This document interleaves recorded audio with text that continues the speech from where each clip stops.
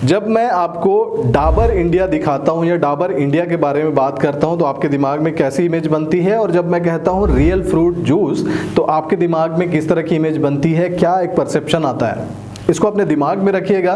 क्योंकि आज जिस केस स्टडी के ऊपर बात करने वाले हैं, जिस ब्रांड को हम लोग स्टडी करने वाले हैं, इस वीडियो को अगर आपने अंत तक देख लिया तो कम से कम 5 पावरफुल बिजनेस के, मार्केटिंग के फंडामेंटल्स, फ्रेमवर्क्स, स्ट्रैटेजीज आपको समझ में आने वाले हैं। तो चलिए शुरू करते हैं इस वीडियो को। Hi, my name is Bhupendra Sahu.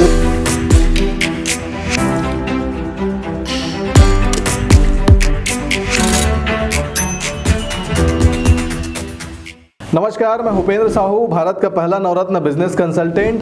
दोस्तों, बहुत कम लोगों को पता है कि रियल फ्रूट जूस डाबर की ही कंपनी है, डाबर का ही एक प्रोडक्ट है, बेसिकली डाबर का ही एक ब्रांड है। तो ऐसा क्यों है कि डाबर खुल के नहीं कहता, अपनी ब्रांडिंग भी आप अगर देखोगे, रियल फ्रूट जूस का अगर पैकेजिंग देखोगे तो कहीं भी डाबर आपको दिखाई नहीं देता है, ना ही उनके एडवर्टाइजिंग में, ना नाम में, ना ही जो उनका पैकेजिंग है, कहीं भी डाबर का जो है जिक्र नहीं होता है। हाँ, कहीं छोटे कोने में एक डाबर इंडिया जैसा कुछ लिखा होगा जरूर, लेकिन उसकी ब्रांड को उन्होंने यूज नहीं किया। इसका कारण क्या है? तो दोस्तों, इसका जो जवाब है वो जो मैंने पहला सवाल पूछा था ना, उसी से ही उसका आंसर मिलता है। जब भी हम डाबर के बारे में बात करते हैं, डाबर के बारे में सोचते हैं तो हमें याद आता है आयुर्वेद, हमें याद आता है मेडिसिन, हमें याद आता है दादी जी के नुस्खे टाइप ऑफ एक इमेज बनती है, राइट? क्योंकि डाबर का उस तरह से ब्रांड रहा है, उस तरह के प्रोडक्ट्स रहे हैं उसके।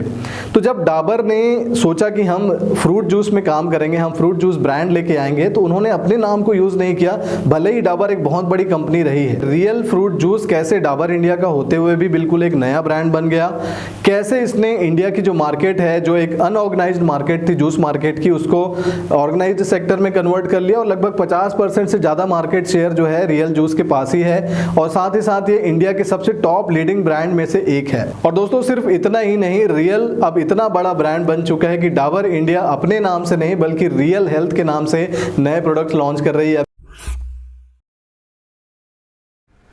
अमित बर्मन, जो कि मैनेजिंग डायरेक्टर थे डाबर इंडिया के, उन्होंने 90s में जब वो विदेश गए, बाहर गए, तो उन्होंने देखा कि वहाँ पे जो जूस है बेसिकली वो कैंड और पैकेज्ड जो है कार्टन्स में वो सेल होता है, वहाँ पे खुले में नहीं बिकता है। और जब वो इंडिया आए तो उन्होंने देखा कि इंडिया में तो यार खुले में ही बिकता है, लोग ठेले में या फिर चौपाटी में, इसी तरह की जगहों में जो है जूस पीते हैं, और पैकेज्ड, ब्रांडेड पैकेज्ड कोई भी प्रोडक्ट नहीं था, राइट? तो इसी अपॉर्चुनिटी को ग्रैब करते हुए, इसको आइडेंटिफाई करते हुए उन्होंने पैकेज्ड जो जूसेस हैं उसके बिजनेस में उतरने की उन्होंने ठानी। उन्होंने इसके लिए रिसर्च किया। उन्होंने देखा कि इंडिया में उस समय 97 के आसपास लगभग 30 करोड़ लीटर जूस जो है हर साल पिया जाता है, लगभग 150 करोड़ गिलास जूस जो है हमारे इंडियन जो है ऐसे ही पीते हैं, हर साल पी देते हैं, राइट? तो एक बहुत बड़ा मार्केट था और एक बहुत बड़ी अपॉर्चुनिटी छुपी हुई थी यहाँ, जो अनऑर्गेनाइज्ड सेक्टर को ऑर्गेनाइज, जब भी कोई कंपनी इस तरह से काम करती है, जो अनऑर्गेनाइज्ड सेक्टर है उसको जब वो ऑर्गेनाइज कर देती है तो उसमें एक बहुत बड़ा प्रीमियम छुपा होता है। इसी का फायदा मिला डाबर के रियल ब्रांड को। रिसर्च करने के बाद, पूरी मार्केट की अंडरस्टैंडिंग करने के बाद 97 में इन्होंने प्रोडक्ट लॉन्च किया, और प्रोडक्ट लॉन्च करने के समय इनको जो सबसे पहला चैलेंज आया वो ये कि इसका नाम क्या रखें। डाबर अगर रखते हैं तो डाबर की एक अलग पहले से इमेज है, डेफिनेटली एक बहुत बड़ी कंपनी है, बहुत सारे लोग उसके फॉलोवर हैं, बहुत सारे कस्टमर हैं, लेकिन उस नाम से अगर हम मार्केट में जाएंगे इस फ्रूट जूस को लेके, तो जो पहले से बनी हुई ब्रांड इमेज है जो कहती है कि आयुर्वेद से रिलेटेड है, ये मेडिसिनल प्रोडक्ट्स बनाती है डाबर, इस तरह की इमेज रही है, उसका हमें नुकसान हो जाएगा। तो इसलिए आप देखेंगे कि रियल ब्रांड जो है, रियल जूस जो है, उसमें कहीं भी आपको डाबर का नाम नहीं दिखाई देता है, और इनफैक्ट बहुत सारे लोगों को पता भी नहीं कि डाबर जो है इसकी पेरेंट कंपनी है। तो उन्होंने बड़े स्मार्टली अपना नाम कहीं भी नहीं दिखाया और रियल को स्टैंड अलोन प्रोडक्ट के रूप में लॉन्च किया। दूसरा जो चैलेंज इनको आया वो ये, फ्रेशनेस को कैसे इंश्योर करें। इंडिया में जूस पीना मतलब सामने बनवाया और पी लिया, तो एकदम फ्रेश मिल रहा है वहां।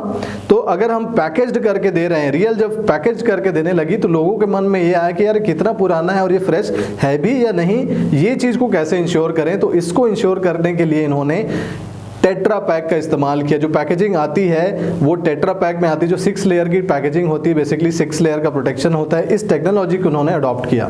तीसरा चैलेंज इनको आया वो ये कि लोगों को चाहिए यहाँ पे मीठा। इंडियन कंज्यूमर ऐसा है जिसको जूस भी मीठा चाहिए, तो इसलिए जैसे आप देखोगे कि मार्केट में जब हम जूस पीते हैं, रॉ जूस पीते हैं, तो बहुत सारे लोग उसमें थोड़ा सा शक्कर डला लिया, चीनी डला लिया, फिर थोड़ा बहुत मसाला डला लिया, ये सारे प्रैक्टिसेस करते हैं, राइट। तो लोगों का जो पैलेट है, यहाँ का जो खाने का टेस्ट है लोगों का, उसको उन्होंने इन्होंने टैकल करने के लिए शुरू में सिर्फ ऐसे प्रोडक्ट लॉन्च किए हैं जो लोगों के टेस्ट के साथ मिलते हों। तो उन्होंने ऑरेंज जो जूस है वो सबसे ज़्यादा शुरू में लॉन्च किया, तो लोगों को वो जो एक्सेप्टेंस है, क्योंकि उसका टेस्ट थोड़ा सा अच्छा होता है, मीठा भी होता है, थोड़ा खट्टा मीठा टाइप का उसका टेस्ट होता है, तो वो लोगों को पसंद था, तो इस पर उन्होंने जो है सबसे ज़्यादा काम किया। चौथा जो चैलेंज इनको आया वो ये कि ये जो पैकेजिंग ये करते थे, ये एक बार ओपन होने के बाद बेसिकली खराब हो जाता था, क्योंकि अगर आपने 1 लीटर खोला और उसको आपने पूरा कंज्यूम नहीं किया तो उसमें उस समय ढक्कन वाली स्ट्रैटेजी इन लोगों ने नहीं लाई थी, उसमें कैप नहीं दिया था, तो इसको ओवरकम किया उन्होंने कैप से। तो जो पैकेजिंग अभी आप देखते हैं उसमें ऊपर एक ढक्कन दी होती है, कैप दिया होता है, तो इससे इन्होंने इंश्योर कर लिया कि उसको आप निकाल लीजिए गिलास में जितना लेना है और उसके बाद उसको वापस पैक करके रख दीजिए। पांचवा जो चैलेंज था इनके सामने वो था कम्युनिकेशन का।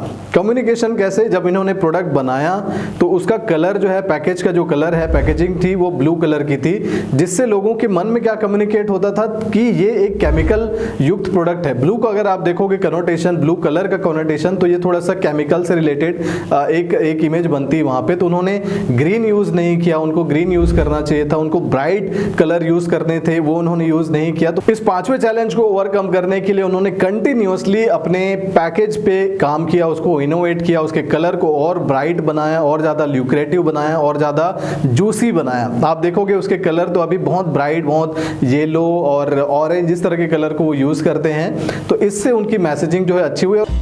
न्यूट्रिएंट्स और एंटीऑक्सीडेंट से भरे बेरी से बना है नया real mix berries, very very tasty. साथ ही साथ जो इनका कम्युनिकेशन है, जो अपने टीवी चैनल में जो ऐड करते हैं उसको भी उन्होंने लगातार कंटिन्यूअसली अपग्रेड करते रहे। इसकी वजह से इनका ब्रांड आज बहुत ही पावरफुल, और इनफैक्ट आज अगर आप देखोगे तो इंडिया की जो टॉप मोस्ट ट्रस्टेड ब्रांड्स हैं उसमें रियल हेल्थ का, रियल एक्टिव का नाम आता है। रियल ब्रांड को और ज्यादा स्ट्रॉन्ग करने के लिए उन्होंने 2 स्ट्रैटेजी अपनाई। पहली स्ट्रैटेजी है एक्सपांशन और दूसरी स्ट्रैटेजी है एक्सटेंशन। तो एक्सपांशन क्या होता है, आप अपने पोर्टफोलियो को और बड़ा करते जाते हैं, राइट। तो उन्होंने क्या किया, तो रियल फ्रूट जूस के 16 अलग अलग वेराइटी आते हैं आज के डेट पे। उनका ऑरेंज आता है, उनका मैंगो आता है, उनका गुआवा आता है, उनका इंडियन जो वर्जन है। बहुत सारे ऐसे जूसेस हम लोग पसंद करते हैं, ऐसे ड्रिंक पसंद करते हैं जो इंडियन तरीके के होते हैं, जैसे शुगर केन है, उसके अलावा आम से रिलेटेड कुछ प्रोडक्ट्स होते हैं। तो इस तरह के जूसेस उन्होंने बनाने शुरू किए, उनका पैकेज आता है। और साथ ही साथ इन्होंने मिल्क शेक जैसे प्रोडक्ट भी अपने पोर्टफोलियो में ऐड किए हैं। तो इस तरह से इन्होंने अपने बिजनेस को एक्सपांड किया, उसके साइज को और बड़ा किया। दूसरी जो स्ट्रैटेजी इन्होंने अपनाई उसे कहते हैं ब्रांड एक्सटेंशन। रियल का नाम बहुत अच्छा है, लोग जो है इसे पसंद भी कर रहे हैं, खास करके फ्रूट जूसेस वाले सेगमेंट में। तो क्या इस इमेज को मैं यूज कर पाऊंगा किसी और प्रोडक्ट में, जो डेफिनेटली ये फूड प्रोडक्ट है, तो फूड से ही रिलेटेड कोई नया प्रोडक्ट अगर लॉन्च करता हूं मैं रियल नाम को यूज करते हुए, तो क्या वो चलेगा? तो डेफिनेटली चलेगा, क्योंकि अगर मैं रियल यूज कर रहा हूं, रियल फ्रूट जूस यूज कर रहा हूं, अगर रियल उसी से रिलेटेड कोई दूसरा प्रोडक्ट लॉन्च करती, खाने पीने की ही चीजें वो लॉन्च करती है, तो डेफिनेटली मैं उसे ट्राई आउट करूंगा। तो इसी कॉन्सेप्ट को यूज करते हुए रियल ने अभी लेटेस्ट में क्या किया है, चिया सीड्स लॉन्च किया है और साथ ही साथ पंपकिन सीड्स भी लॉन्च किया है। ये दोनों सीड्स क्या है, ये बीज है, बेसिकली रॉ बीज होते हैं, इसको थोड़ा सा रोस्ट करके बनाया जाता है। इंडिया में एक नया ट्रेंड चल रहा है, लोग अब थोड़ा हेल्दी स्नैकिंग चाहते हैं। लोग चिप्स और ये सारी चीजें नहीं खाना चाहते, लोग चाहते हैं कि मुझे कुछ स्नैकिंग का आइटम मिले, मैं खाली टाइम में उसे चबाऊं, लेकिन वो ऑयली नहीं होना चाहिए, हेल्दी होना चाहिए। तो इस वाले सेगमेंट पे उन्होंने प्रोडक्ट लॉन्च किया है और मेरा अनुमान है कि ये अच्छा करेंगे। और आने वाले समय में आप देखिएगा कि डाबर अपने ब्रांड के नीचे, यानी कि डाबर इंडिया के नीचे शायद कम प्रोडक्ट लॉन्च करे, रियल ब्रांड के तले शायद बहुत सारे प्रोडक्ट्स वो और लॉन्च करेगी, ऐसा मेरा मानना है।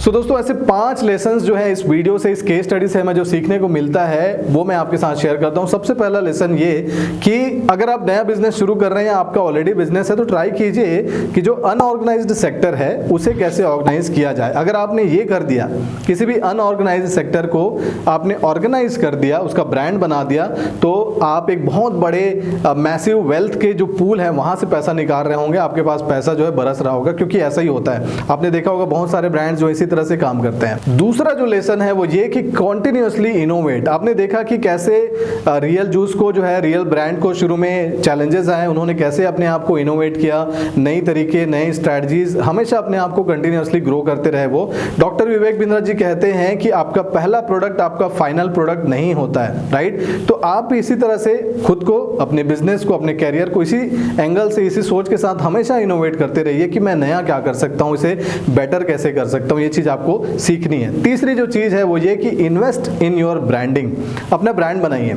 आप अगर एक इंडिविजुअल हैं, आप LIC का काम करते हैं, आप MLM में हैं, ये भी हो सकता है, आप हो सकता है कोई फ्रीलांसिंग का बिजनेस कर रहे हैं, तो भी आपको अपने ब्रांडिंग पे काम करना चाहिए। और अगर आप ट्रेडिशनल बिजनेस में हैं, आपकी दुकान है, आप कोई प्रोडक्ट की मैन्युफैक्चरिंग करते हैं, आप सर्विस के बिजनेस में हैं, तो भी ब्रांडिंग को सीरियसली लीजिए सर, क्योंकि ब्रांडिंग अगर आप नहीं कर रहे हो ना, तो आप आज जो बिजनेस कर रहे हो वो तो डूबेगा ही, आपका कोई नया ब्रांड भी, नया प्रोडक्ट भी लॉन्च नहीं कर पाएंगे। तो अपनी ब्रांडिंग को कॉन्शियसली डिसाइड करके जो है काम करना होता है, कॉन्शियसली उसको बिल्ड करना होता है, इस चीज को आप जरूर करें। चौथी जो लर्निंग है इस वीडियो से, इस केस स्टडी से, वो ये कि ऑलवेज फॉलो बिजनेस प्रिंसिपल्स। अगर डाबर इंडिया के MD ये सोचते कि यार डाबर इतनी पुरानी कंपनी है, रेपुटेड कंपनी, हमारी सालों से साख बनी हुई, हम इसी साख को यूज करेंगे और इसी नाम के तले हम जो है रियल फ्रूट जूस या जो फ्रूट जूस वो लॉन्च कर रहे थे उसको हम लॉन्च करेंगे, तो शायद वो डूब जाते हैं, क्योंकि डाबर का जो इमेज है ना बिल्कुल अलग रहा है। तो उन्होंने क्या किया, उन्होंने बिजनेस प्रिंसिपल को अपनाया। उन्होंने ये समझा कि जब हम नए कैटेगरी में जा रहे हैं, नया प्रोडक्ट लॉन्च कर रहे हैं, तो उसके लिए नया नाम देना चाहिए, क्योंकि जो हमारी ब्रांडिंग है वो हमें नुकसान पहुंचाएगी।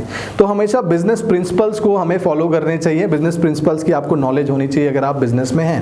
इस केस स्टडी से, इस वीडियो से पांचवी जो लर्निंग आप ड्रॉ कर सकते हैं वो ये कि once you have built a brand, आपने जब एक पावरफुल स्ट्रॉन्ग ब्रांड बना लिया है, तो दो चीजें कर सकते हैं आप। ब्रांड का एक्सपांशन कर सकते हैं, यानी कि उसी ब्रांड के तले और नए नए प्रोडक्ट आप ऐड कर लेते हैं, या तो फिर आप उस ब्रांड को एक्सटेंड करते हैं, नए प्रोडक्ट पोर्टफोलियो में आप चले जाते हैं। जैसा रियल फ्रूट जूस ने नए प्रोडक्ट भी लॉन्च किए, इन्होंने अपने ही प्रोडक्ट के तले, रियल जो जूस था उसके तले इन्होंने नए नए वेराइटीज भी लॉन्च किए। तो ब्रांड की बिल्डिंग और उसके बाद उसका एक्सरसाइज, उसको नए एक्सपांशन में, एक्सटेंशन में उसको यूज करना, ये पांचवी स्ट्रैटेजी जो आप सीख सकते हैं। ये केस स्टडी कैसी लगी, मैंने कोशिश की है आपको इसकी पूरी जानकारी देने की। मुझे बताइए कि ये केस स्टडी कैसी लगी और क्या आप इसी तरह की और केस स्टडी चाहते हैं दूसरे ब्रांड्स के ऊपर, मुझे कमेंट सेक्शन में जरूर बताइएगा। इस वीडियो को पूरा लास्ट तक देखने के लिए और हमारे इस यूट्यूब चैनल को सब्सक्राइब करने के लिए आपका हृदय की गहराइयों से बहुत बहुत धन्यवाद।